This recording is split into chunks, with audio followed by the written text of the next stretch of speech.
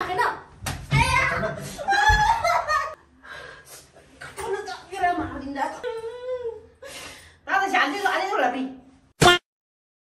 guys, welcome back to my channel. तपाईहरुलाई it's me Saphala Tamang. Obviously तपाईहरुले चिन्नुहुन्छ होला भनेको छ.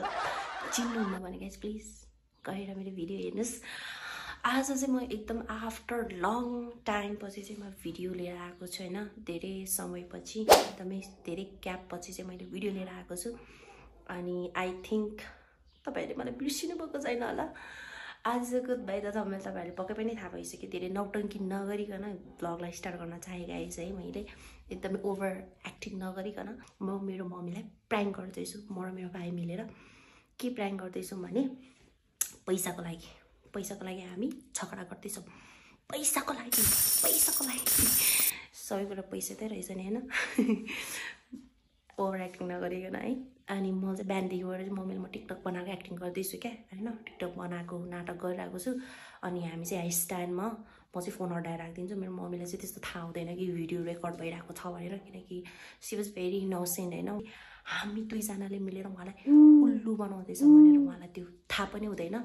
सो त्यही हो. भाइ चाहिँ कलेजबाट आएको छैन. भाइ कलेजबाट आइसकेपछि हामी प्राङ्क स्टार्ट गर्छौँ.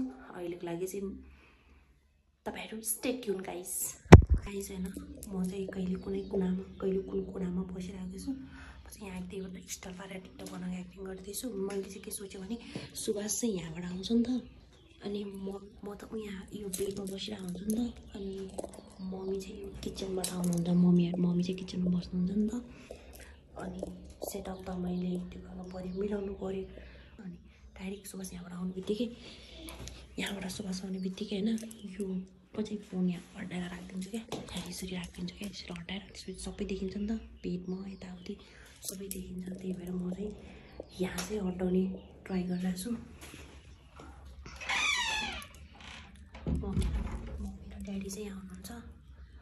अब सुभाष आएपछि चाहिँ हामी स्टार्ट गर्नेछौँ गाई चाहिँ. अन्त म सेटअप मिलाउँछु किनकि हामीसँग डबल फोन छैन नि त. सेटअप मिलाएको देखाउँ भने. अनि आइपुग्यो सुभाष आइपुग्यो.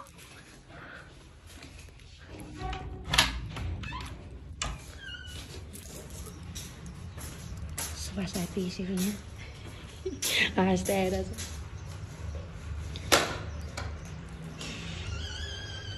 आउनुहोस् हजुरलाई स्वागत छ. आजको प्राङ्कको मेन यो चाहिँ एक्टर भित्र आइज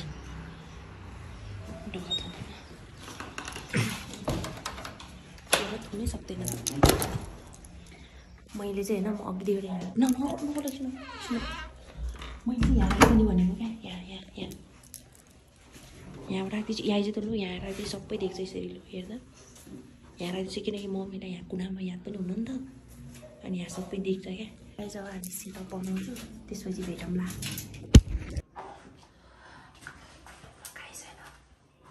मैले क्यामेरा सेट गरिसक्यो. मैले अर्को मोबाइल भएको तपाईँलाई देखाइदिन्थेँ कसरी क्यामेरा सेट गरे भनेर. सुभाष वासरुममा छ.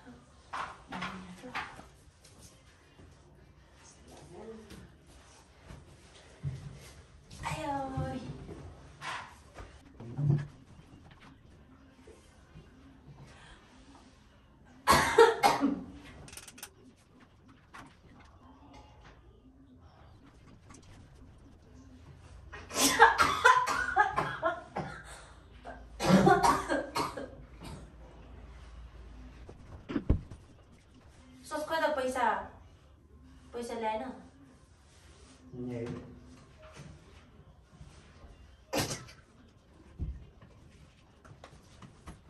खै पैसा दिए नि त. अनि पैसा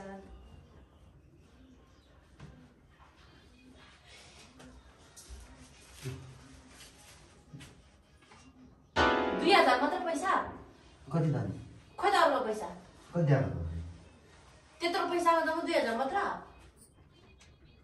फी दियो, त्यो कलेजको फी रे एक्स्ट्रा क्लास दियो.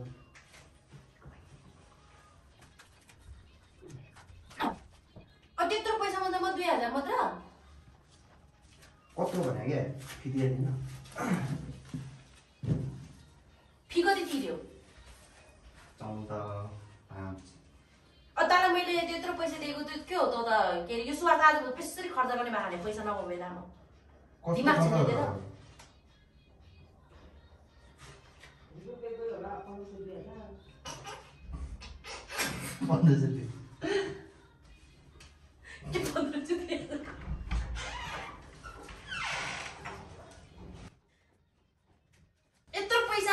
1500-2000 मात्र जान्छ भने क्या यसलाई कति धेरै पैसा दिएको 22-23,000 पैसा दिएको 23 कहाँ दियो 22,000 22,000 पैसामा 2,000 पैसा मात्रै बचाएर ल्यायो सुवासले 14,000 15,000 त फी हो नि अनि एक्स्ट्रा क्लास पनि दियो त्यो दिएपछि तिमी 5,000 बाँकी रहन्न कसरी हुन्छ 5,000 यो सुवासले त मलाई त मान्छे गन्दैन भने के हो आज बुझ्नु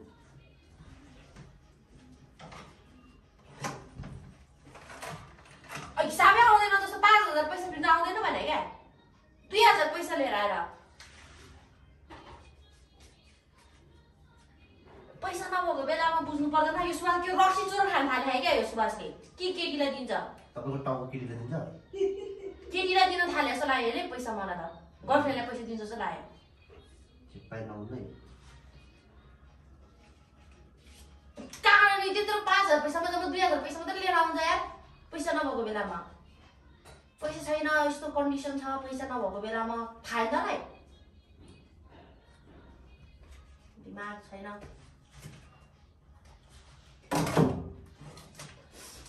त्यो खर्च गर्नु किन नहुने अब फेरि फाल्टो खर्च गर्नु चाहिँ पैसा दिनु के फाल्टो खर्च गरेँ मैले त्यो नहुने कुरा चाहिँ त्यो नङसँग किन टोकाले अस्ति एक दिन लागेन फेरि एक रात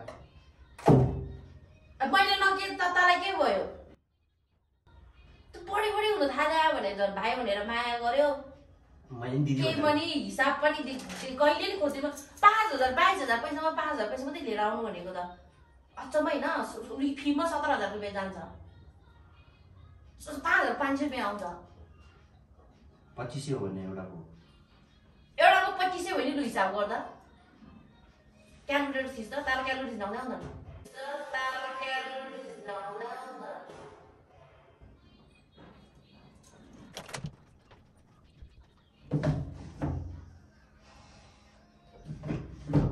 दिमाग छैन यत्रो बुढो भइसक्यो अब त बुझ्नुपर्छ है पैसा खर्च गर्नु नगराउने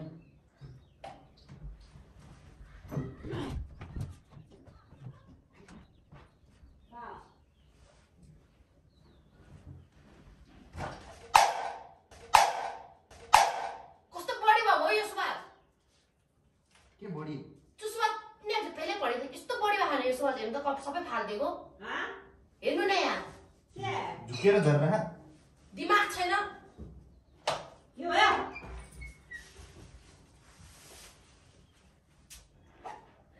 त्यत्रो पैसा मात्र 2,000 पैसा मात्रै फिर्ता लिएर आएर हेर्छ भने 22,000 पैसा पठाएको म गयो भने त केमा जान्छ फेमा मैले हिसाब गरेर पठाएको होइन सबै फालिदिन्छु हिरो गरेर आते चिना तासी किता कस्तो अब नाते त त्यसको के अरे के भन्छ 22,000 मेरी मात्रै फिर्ता आएको रे क्या 2,000 रुपियाँ दिमाग छैन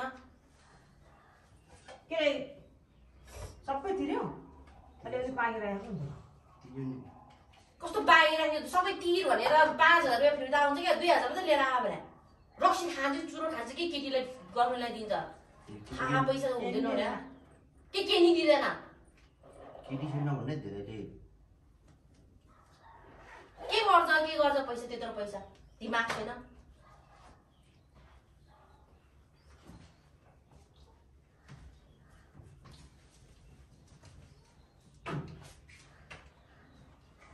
त्यस्तो पैसा माया लाग्ने आफै अलिकति खर्च गर्नु डडाङ डुडुङ गर्छ आफू चाहिँ फाल्टो खर्च गर्दै हिँड्छ फेरि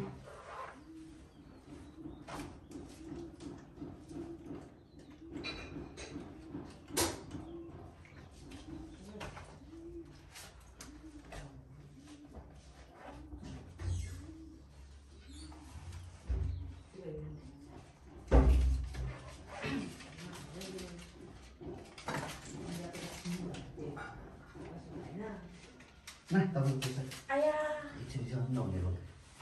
हेर्नु त कसरी हाल्छ पैसा तर पैसा बढी भए कस्तो जिस्काला मुख ब्ल्याक काने यहाँ त्यति माखेन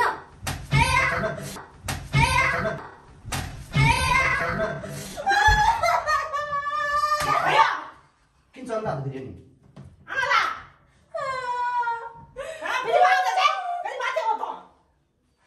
जिस्कै नहुने उसलाई त उ चाहिँ राम्रो पनि भएको फेरि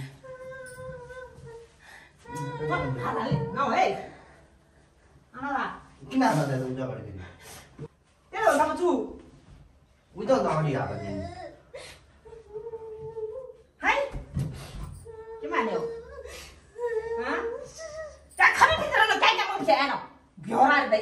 जहिले क्याङ गर्ने त हो काम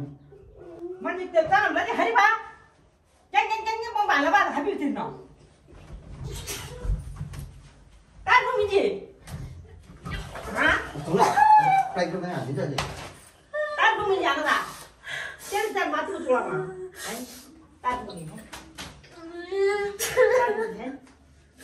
अलिक राम्रो केही बनायो बुबा पैसा हाल्छ यसले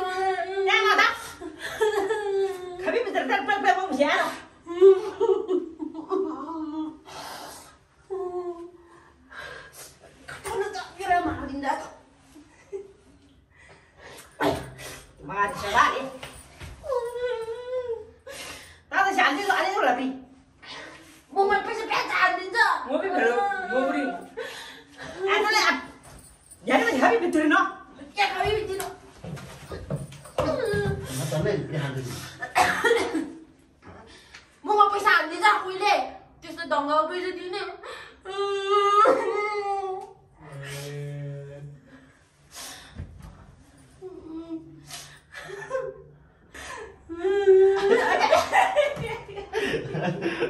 मम्मी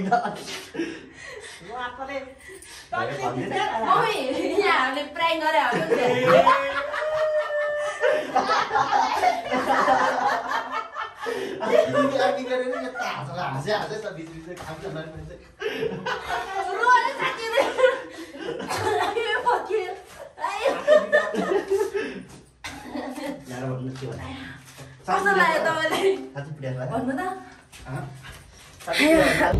गाई चाहिँ म चाहिँ साँच्चीको रुन त रुगो हो तर पछि हाँस लगाइहाल्यो क्या मम्मी कस्तो लाग्यो तपाईँलाई डरायो तपाईँ एकछिन के लाग्दो अगाडि त्यहाँ भागेर आएर बिचरा मम्मी यसले पिस्टोली हाल्नु साह्रो हालिदियो नि त गाइज हाम्रो प्लान चाहिँ सक्सेस भएको छ मम्मी प्राङ्क भइसक्यो बिचरा मम्मी नि रुन लाग्यो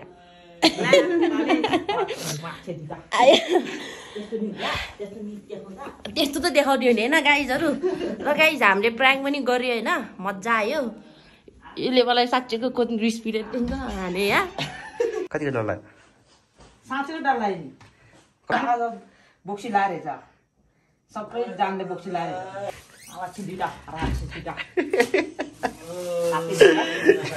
त्यो गाइज आजको भ्लग यहीँ इन गर्न चाहन्छु हामी चाहिँ हाँस नि लाग्यो एकदमै यति भन्दै हामी अब भेटौँला नेक्स्ट भ्लगमा यति भन्दै गाइज म बिदा हुन चाहेँ अब के अरे लाइक सब्सक्राइब गर्न नबिर्सिनु होला ओके बाई गाइज